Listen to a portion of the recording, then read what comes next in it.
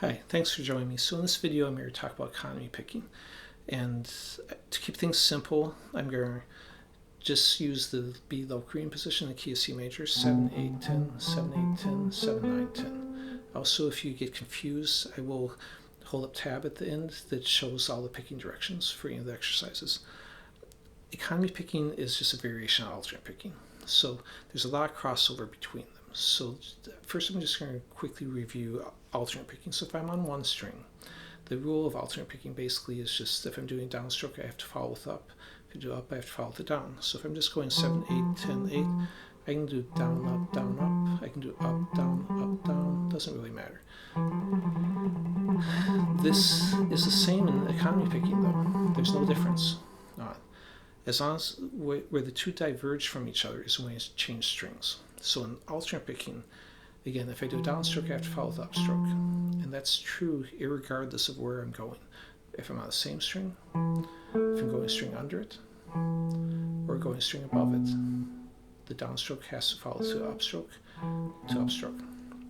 That's in economy picking, it's less concerned about where you came from and more about where you're going.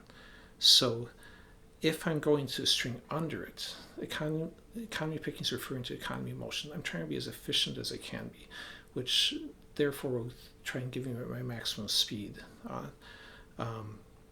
So the most efficient thing, if I'm going from the fifth string down to the fourth string, would be to do a downstroke, because my pick has to move down anyways to get to that string. If I'm going from the fifth string to the sixth string, I'm going to do an upstroke, because again, to get to a string above it, I have to move up anyways. So I might as well then pick an upstroke.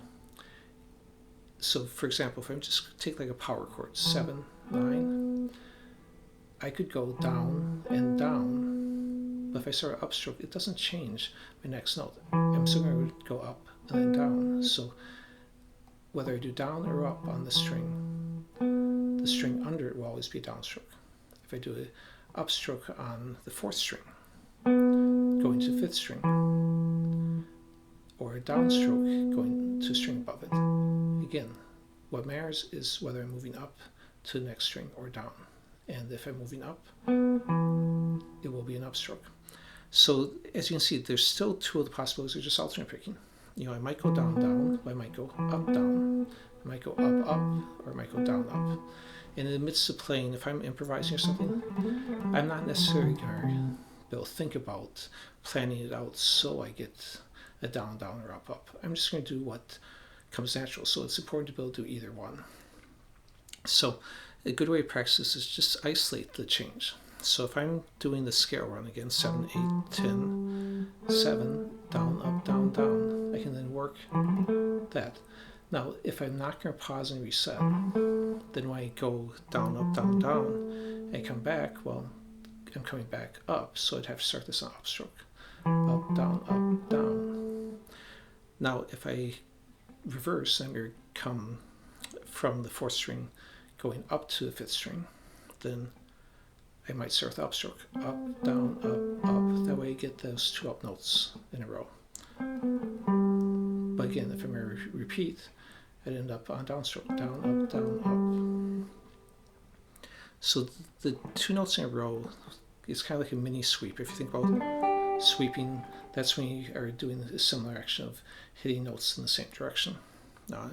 That's the part that's different from alternate picking. So if we're going to isolate and really work that part, I might do an exercise like this, taking the same two groupings of four notes. Down, up, down, down, up, down, up. You can then work that back and forth. Now, if that's confusing to you, take it slow, obviously, but also you can isolate the picking and actually watch your pick and make sure you're going down, up, down, down, up, down, up, up. Especially if you're used to alternate picking, you want to really make sure you're not falling back into alternate picking, because it's not that one is necessarily better than the other, but it's important to be consistent so you don't hesitate. If I keep jumping back and forth between the two, I'm probably going to make more mistakes and have more hesitancy in it. I really want to build up the consistency of one or the other. So if you can do that exercise, you can easily just run a scale too. So if I run those same 3 strings with the scale, down, up, down, down, up, down, down, up, down, up, down, up, up, down, up, up, down, up, it's fairly easy. Now it doesn't matter if you hit strings that have different numbers of notes. Again, you've only got 2 possibilities. I'm either going to do up to down or down to down if I'm traveling in an ascending scale.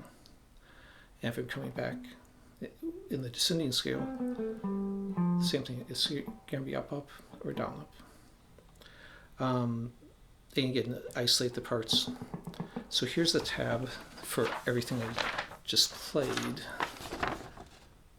The first exercise is on 1 string, and then showing the 2 picking possibilities: down, down, up, up, up, up, down, up, and then the single string. And they change between the 2 strings, the repeated and the scale run, or just practicing the picking by itself. So in future videos, I will give you more actual practice examples, picking exercises, scale sequences and stuff that you can apply this to, but apply it to anything you know. And just take it slow. It'll take a while, but good luck. Thanks for watching.